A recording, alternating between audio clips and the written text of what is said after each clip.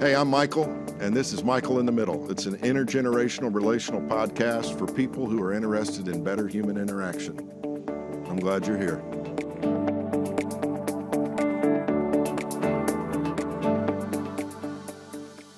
Four months ago, I said we were just right on the edge of really cranking Michael in the Middle, the podcast, back up, and I had every intention of doing so. 2024 was an interesting year for me. It was a year that I felt like I had a lot of promise to open up some new doors for writing and for speaking. And I had great intentions. You ever been there where you had every intention of being able to do something that you really wanted to do? You had every intention of doing. Your motivations were right, and it still was hard to get up and get it done.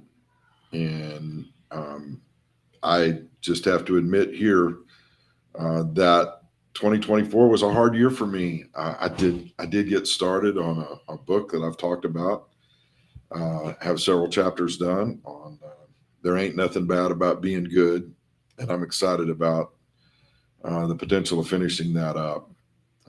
I've talked about doing it, and I just kind of hit a wall. I talked about getting back on the horse with the podcast and engaging some new guests, and I've been in contact with several, and I'm working on a schedule for that. But this particular episode, episode 53 of Michael in the Middle, is more confessional than anything.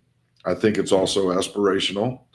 I'm going to share something that I wrote a few years ago and make some more comments on that after I share the little bit that I wrote about not giving up. And I'm just being honest. I have thought about just discontinuing the podcast. I got off to such a great start in the first 15 months.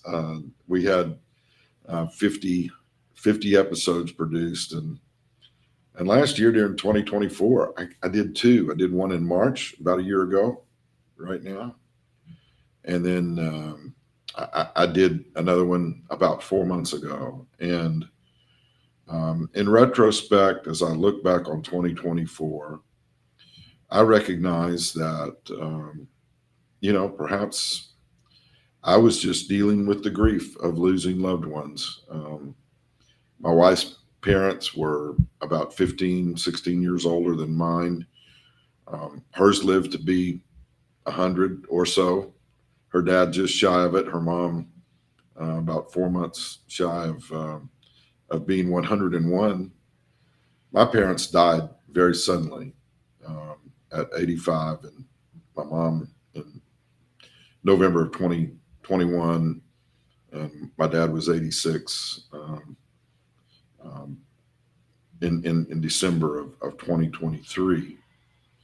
And so in dealing with everything that went on with saying goodbye to all four of our parents over the course of a couple of years, in the aftermath of all of that, Sarah and I ended up moving to a new house, and it's new to us anyway. And in the process of dealing with all of the different things that had been accumulated by both families, and of course living in the house that we did on Rustic Way for over 20 years, things piled up. That's maybe a metaphor for life. Sometimes you accumulate things that you don't even really think about at the time, and then look at it, man, that's a whole lot of stuff.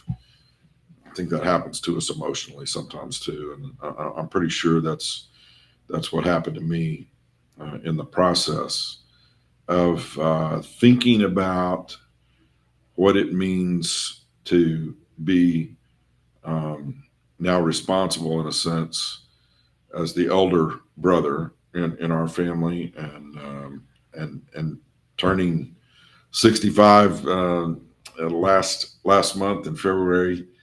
Um, I just had a lot on my mind, and in terms of transparency, all the good intentions that I've had to get back on the podcast horse, I just haven't I just haven't been able to even put the saddle on that horse and get going. But here's what I know, that if you don't take at least one small step toward a goal, you'll never make progress. And so I've been having a lot of talks with myself.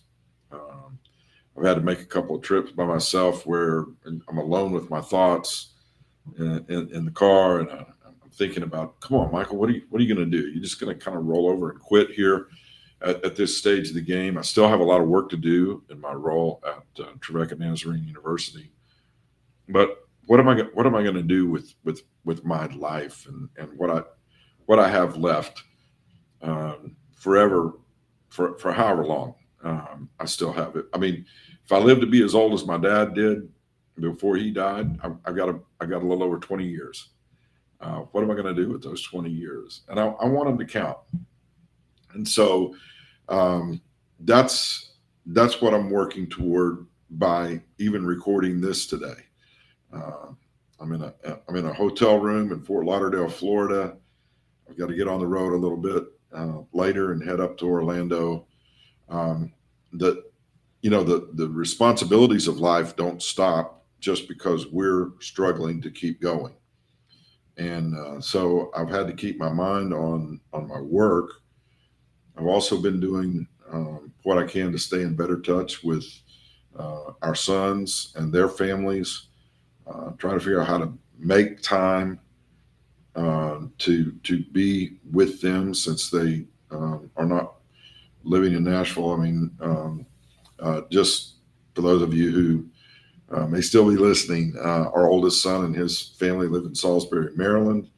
Our middle son and his family live in Sharpsburg, Georgia, which is down southwest of Atlanta, about 40 miles. And then our youngest lives in between. Well, he doesn't live in between. He spends time in Nashville. They have a home in Nashville. They also have a home in that they rent in Manhattan, New York. Um, there's, I mean, it takes effort to get schedules to coordinate so that we can be with our family. It doesn't just naturally occur because of proximity. Um, and again, that's a part of what I'm trying to say here today, that life takes effort, and it takes planning, but it also takes a willingness to be ready when the moment comes. Um, uh, I have, remarked about the fact that I undertook a doctoral program a few years ago, and I guess one of the things that I learned about doing that program is that there was a lot to learn in terms of the subject matter, and educational leadership, administrative practices, and that sort of thing. But I was told by the people who ran the program, and I was told by people who'd been in it, that you end up learning a lot about yourself too, and that may be the most important part of it, because the process of self discovery doesn't ever have to end. It there's a sense in which we need to continue to find out what's left in the tank, and what can I do. And so I was 60 years old before I finished the program, um, and in a way, I think maybe by delaying that, I didn't do the doctoral degree for advancement in my work, because I mean, I'm 60 years old when I finished. How much time do I have left in a career at that point? But I did it because I believed I needed to push myself to be all of the me that God created me to be. That kind of became my mantra about my why. So um, here are a couple of notes from a blog that I wrote in August of 2021. Um, Not knowing that my mother would pass in another 3 months, um, I, I think back now about what a huge fan my mother was of me, and I remember getting my picture taken with my wife and my mom and dad when we did a virtual. Well, it wasn't a virtual, but it was a very limited graduation ceremony where we could put on the purple robe and have our name called out. And Dr. Michael Johnson, that was pretty cool. And I think we got a picture there of that you can see. My mom was a big fan of mine, and she was always encouraging me to keep going. So here's an excerpt or two from something that I wrote that said, "Don't give up, don't quit." That was the title of the blog. In August of 2019, I was entering the final miles of a figurative marathon in the doctoral program that I've been talking about, and that required a strong kick. If you're a runner, especially a distance runner, you know what a kick is. It's how you finish. In April of 2020, I crossed the finish line and sort of fell into a heap like most marathoners do. The combination of exhaustion and exhilaration in finishing the degree is not dissimilar to watching marathon runners as they complete their 26.2-mile journey. The runner is equal parts amazed and overwhelmed. As I've learned, there are many points along the way when marathoners have to push through doubt and fatigue to achieve their ultimate goal. And I can, without a doubt, relate to this. I've never been a runner in the classical sense. I made school track teams as a kid, and I could occasionally steal a base during my many years of playing baseball. But to run long distances and call it fun just never made sense to me.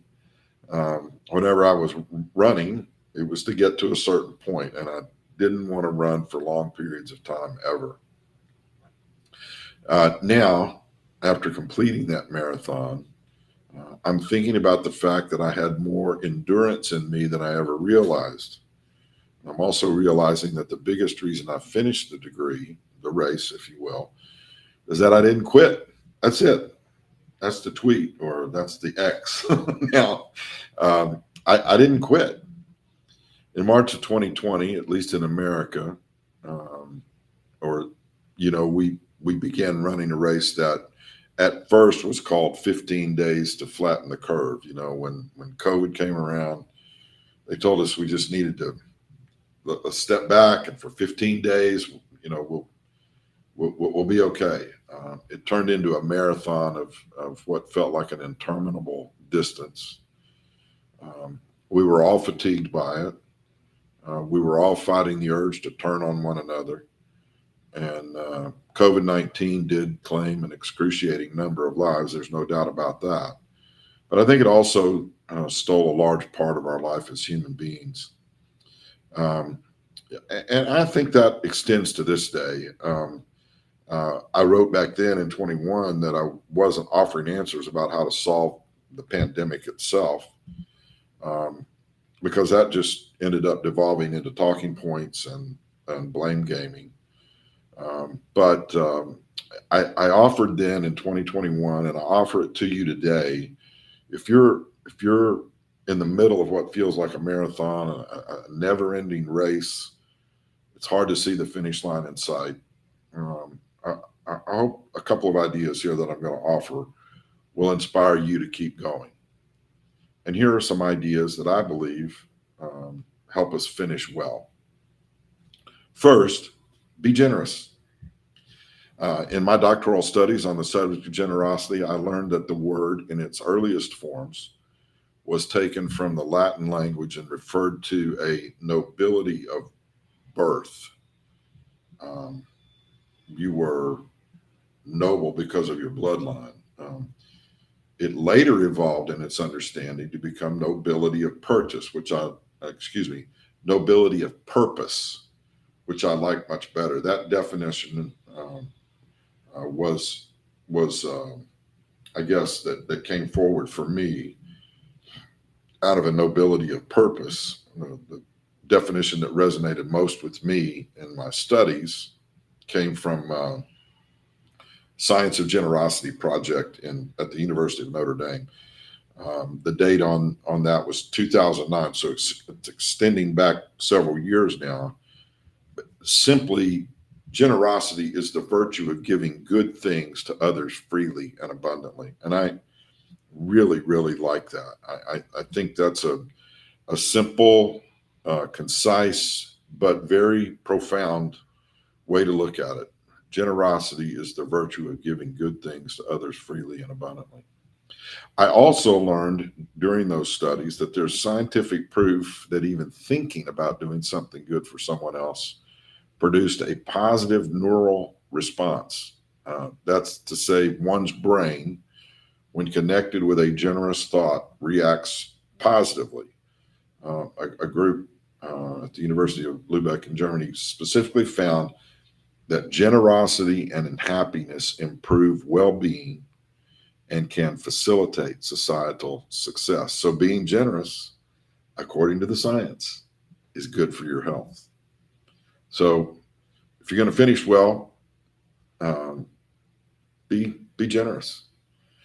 Secondly, be determined. Marathons of any type require a level of determination that defies the odds of finishing.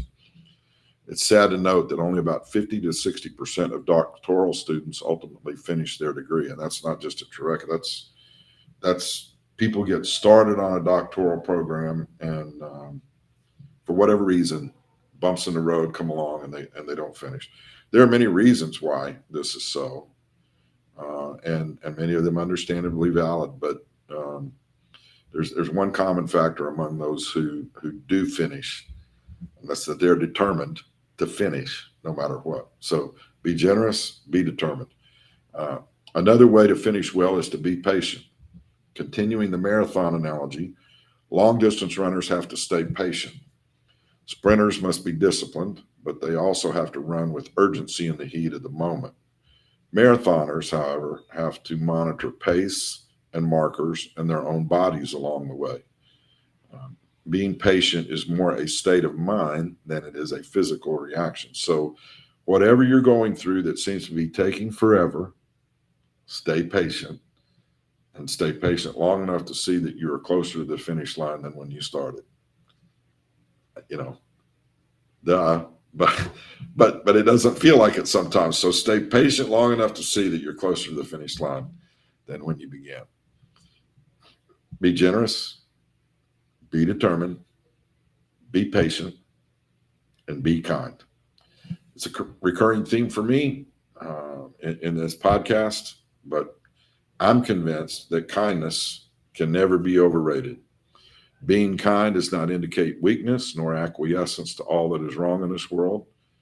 But who do you know ever created lasting change that won the hearts and minds of people through mistreatment? Evil often wins a battle, but it never really wins the war, even when the conflict is labeled as such. And as a Christian, I've grown so weary of vindictive epithets directed at fellow human beings that are, as we know, created in the image of God.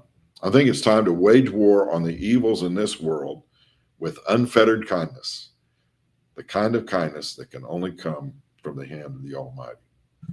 So thanks for hanging with me and finishing this attempt to get back into the podcast game today. And secondly, I'd just like to tell you that in this marathon we call life, don't give up. Don't become weary in doing good. Don't quit. Just get out there in the middle of doing something good for someone else. And I'm convinced that as you are generous and determined and patient and kind, that you're going to finish well. And that's Michael in the Middle. And I'll see you again real soon.